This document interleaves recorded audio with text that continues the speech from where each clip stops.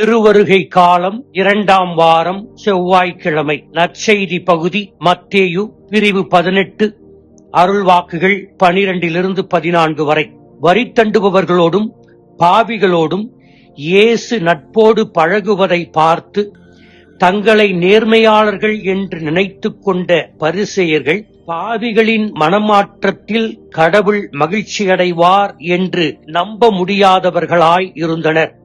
எனவே இயேசு காணாமற் போன ஆட்டின் உவமையின் வழியாக மேய்ப்பன் அதை கண்டுபிடித்தவுடன் அடைந்த மகிழ்ச்சியையும், காணாமற் போன நாணய உவமையின் வழியாக அந்த பெண் நாணயத்தை கண்டுபிடித்தவுடன் அடைந்த மகிழ்ச்சியையும், தொலைந்த மகன் திரும்பி வந்தவுடன் தந்தை அடைந்த மகிழ்ச்சியையும் சுட்டிக்காட்டி ஒரு பாவியின் மனமாற்றத்தில் கடவுள் மகிழ்கிறார் என்ற உவமையை அவர்களுக்கு உரக்கச் சொல்லுகிறார். இந்த 3 உவமைகளும் வரி தண்டுவோரையும் பாவிகளையும் வரவேற்கிறார் என்ற பரிசேயர்களின் விமர்சனத்திற்கு பதிலாக அமைகின்றன.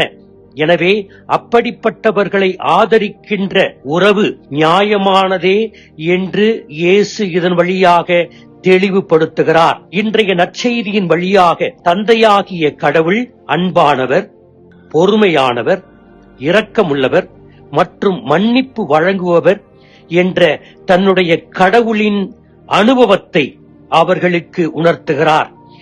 எந்த பாவி உண்மையான மன வருத்தத்தோடு நொறுங்கிய உள்ளத்தோடு திருந்துவதற்கான உண்மையான மன உறுதியோடு வருகிறானோ அவன் பாவங்களை கடவுள் மன்னித்து அவன் பொருட்டு மகிழ்ச்சியடைய காத்து கொண்டிருக்கிறார். யூதேயாவில் ஆடுகளை மேய்ப்பது கடினமான ஆபத்தான ஒரு பணி. பரந்த நிலப்பரப்பு, ஆனால் பாலைவனம் மிகுந்த பகுதி.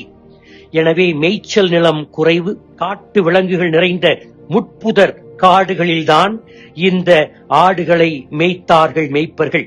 உண்மையான மேய்ப்பர்கள் அர்ப்பண உணர்வோடும் தியாக சிந்தனையோடும் நிரந்தர விழிப்புணர்வோடும் செயல்பாட்டுக்கு எப்போதும் தயார் நிலையில் இருந்தார்கள். ஒரு கிராமத்தில் பல குடும்பங்களுக்கு சொந்தமான ஆடுகளுக்கு 2 அல்லது 3 மேய்ப்பர்கள் பொறுப்பாக இருந்திருக்க கூடும். ஏதேனும் ஒரு ஆடு காணாமல் போகும்போது மற்ற 2 மேய்ப்பர்களையும் ஆடுகளை வீட்டிற்கு அழைத்து கொண்டு போகச் சொல்லி ஒருவர் மட்டும் காணாமல் போன ஆட்டை தேடி கண்டுபிடித்து வீடு திரும்பும் வேளையில் இவருடைய வருகைக்காக காத்திருந்த கிராமம் முழுவதும் மகிழ்ச்சியுடனும் நன்றியோடும் அவரை வரவேற்கும்.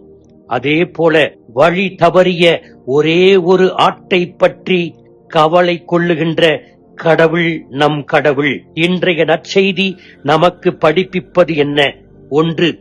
கடவுளோடு ஒப்புரவாகி மீண்டும் கடவுளுடைய சமாதானத்தையும் உறவையும் தொடர நம் பாவங்களை நாம் ஏற்றுக்கொண்டு ஒப்புரவு அருட்சாதனத்தை அடிக்கடி அல்லது மாதத்திற்கு ஒரு முறையாவது பெற வேண்டும். சின்னாபின்னமாகி கிடக்கும் நமது வாழ்வு மீண்டும் முழுமை பெற தாழ்ச்சியுடன் கடவுளின் மன்னிப்பை தேட வேண்டும்.